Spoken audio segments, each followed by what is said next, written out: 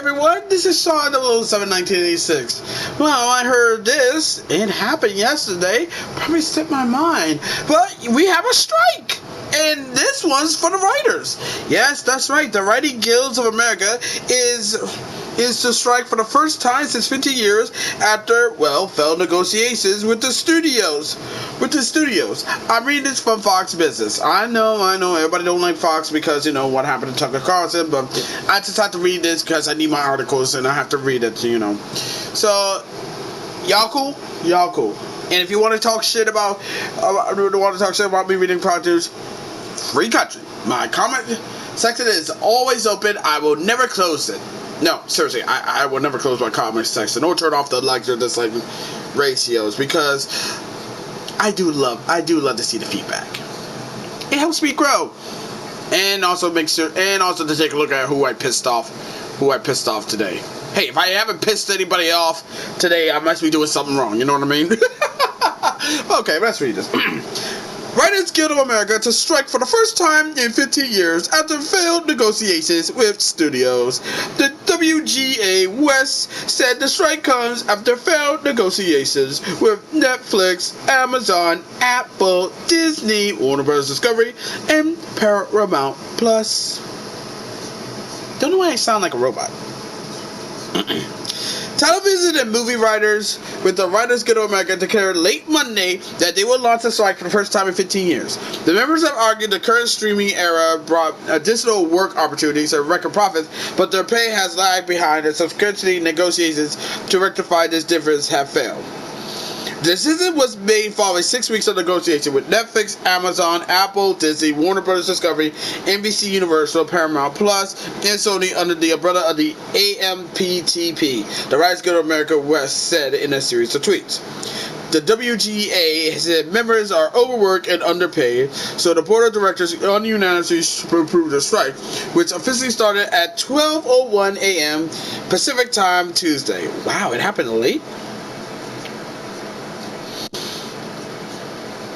The members added, though our negotiating committee began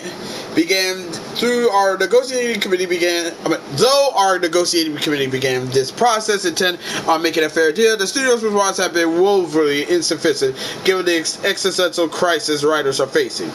The group's 11,500 unionized screenwriters and other members will begin picketing on Tuesday, said the group, which yesterday, and I'm probably doing it right now. All script writing is to immediately cease, the guild said. The WGA board of directors said its writers are facing exceptional crisis. The company's behavior has created a gig economy inside the union workforce, and their immovable stance in this negotiation have betrayed a commitment to further devalue the professionalism of writing, the WGA said in a statement. From their refusal to guarantee any level of weekly employment in episodic television, to the creation of a day rate in comedy variety, to their stonewalling on free work for screenwriters and on AI for all writers, they have closed the door on their labor force and opened the door to writing as an entirely freelance profession. No such deals could ever be complemented by this membership. On the other side of the negotiation, the Alliance of Motion Pictures and Television Producers, the trade association that negotiates on behalf of studios and production companies, said it presented an offer with generous increases in compensation for writers, as well as improvements in streaming residuals. In a statement, the AMPTP said that it was prepared to approve its offer, but was unwilling to do so because of the magnitude of other proposals still on the table that the Guild continues to insist upon. But the two sides ultimately can't come to terms. The AMPTP signaled late Monday that negotiators have not reached an agreement before the contract expired at midnight. The WAG argues streaming service has exploded in recent years, spurred by the pandemic and a pre-pandemic trend of customers moving away from traditional movie theaters. While streaming services have raked in record profits, the pay of show and film writers have not reflected the increased revenue, the Guild said. WGA members said they're making much less money than the showrunners on broadcast series. They are also working under more strenuous conditions, the guild claims. The last WGA strike lasted 100 days. It kicked off near the end of 2007 and formally ended in 2008. Another writer strike, was in 1988, which lasted 153 days. David Zaslav, the chief executive of Warner Bros. Discovery and scumbag of the earth, who decided to cancel every other goddamn show on HBO on HBO Max, and cancel every possible Scooby-Doo show, but keep that piece of shit show, Velma still on air and got in the second season. I'm just sorry. That's the rage. That's the rage thrown through me. I'm sorry. Said last month that the company is prepared for the long haul and content is prepped to continue releasing while the writers are on strike. We're assuming the worst from a business perspective, Zaslav said. We got ourselves ready. We have a lot of content that's been produced. I bet you do, you scumbag of the earth. But it is what it is, and also, here's another thing that y'all should know about.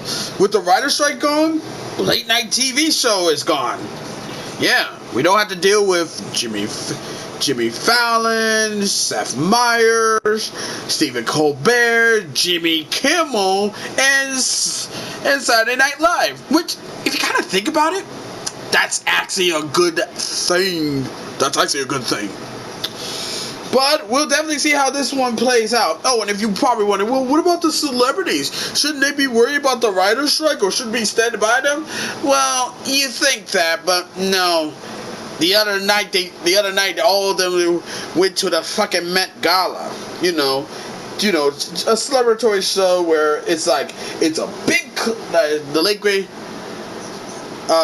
comedian, I forgot his name. If you know his name, keep it there.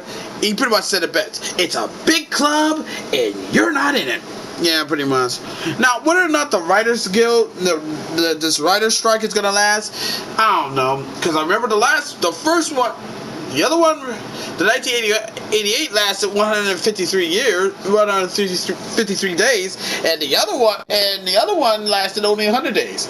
Now, we're not sure how long this strike is, but yeah, this is not gonna be pretty. It is kind of funny how these so-called late night comedians can't even do their own material or write their own jokes.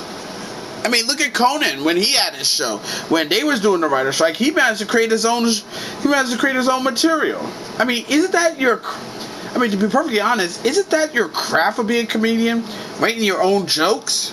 I mean, shoot, I can write my own jokes, and I do that every day. When I go walking around, I just crack a joke based on observation. It just comes to me. That, or I get bored when I go walking around town aimlessly, just letting my body go as a free-thinking soul. But I want to know what you think on this whole situation. I'll leave a link to this article if you want to take a look. As always, be sure to leave a comment, like this video, subscribe to this channel, click the notification bell so you don't miss out on the update, share with friends, share with your neighbors, share with your others, and that's about it. Until next time, this is Sean 007 1986 signing off. Thank you for watching this video. It really means a lot, and I will see you on the next one. Catch you later. Bye. Wow. Well, at least we don't have to deal with bullshit. I know the strike sounds like a bad thing, which it really is.